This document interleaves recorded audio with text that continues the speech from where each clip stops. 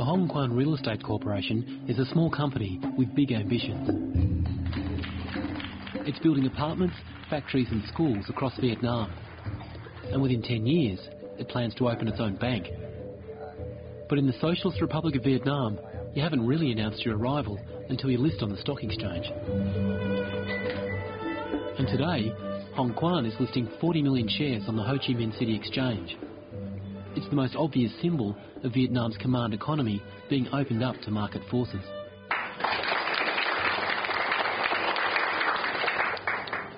The exchange is the real thing. It has a market capitalization already between the north and the south, the two bourses, of well over $35 billion US, and that's in a fairly depressed valuation. Over 500 companies have listed. We expect over the next couple of years that will probably double to 1,000 companies. And now almost anyone can become an instant capitalist. You can be in a taxi and you can hear the taxi driver keenly listening into how the VN index has performed. You start to see how the financial markets in Vietnam is slowly ingraining itself to the middle class here. The stock exchange is just 10 years old, and perhaps ironically, it's been set up in the former headquarters of the old South Vietnamese government, overthrown by the communists in 1975. The actual trading floor has been mostly deserted for over a year since the introduction of online trading. And now it's in lobbies of security companies like this where most of the action takes place. Vietnamese generally love to gamble, and with the introduction of something like the stock exchange, we've seen a lot of gambling practices take place. Irrational speculation in the form of rumors entering the market, and even price manipulation or price fixing. It's very much typical of an early stage stock market where information flows in certain directions but doesn't necessarily flow to everybody at the same time. But the Vietnamese government had something more in mind than a state-sponsored casino.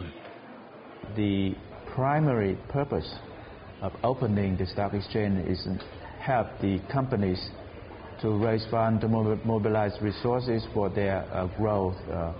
And we also see that as a very good channel for, actually for the government to what we call the equitization of the state-owned enterprises.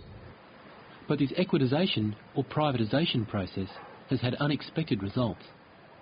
The big state-owned companies now have many hundreds of subsidiaries of which they own a piece, but which are ostensibly private or non-state entities.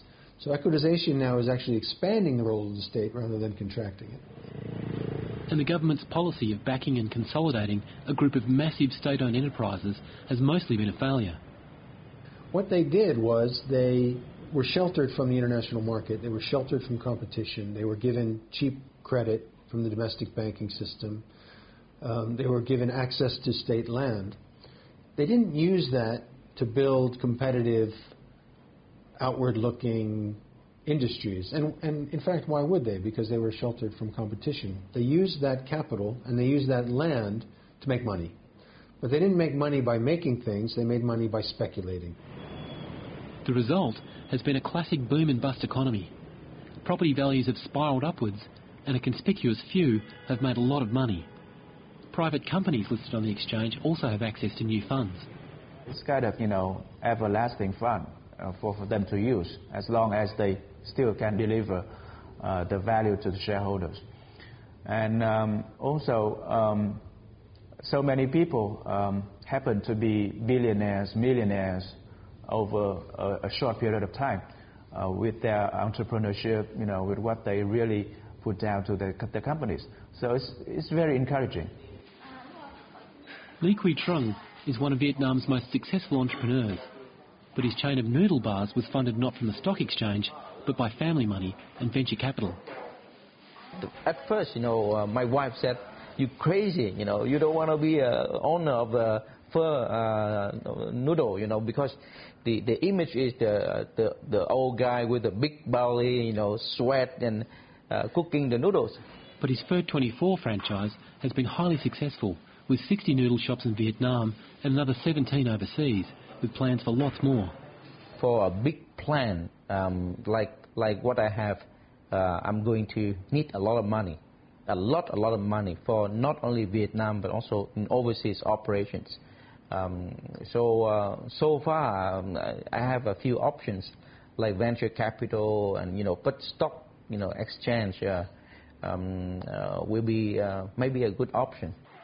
But perhaps the biggest problem facing Vietnam's economy is the currency itself.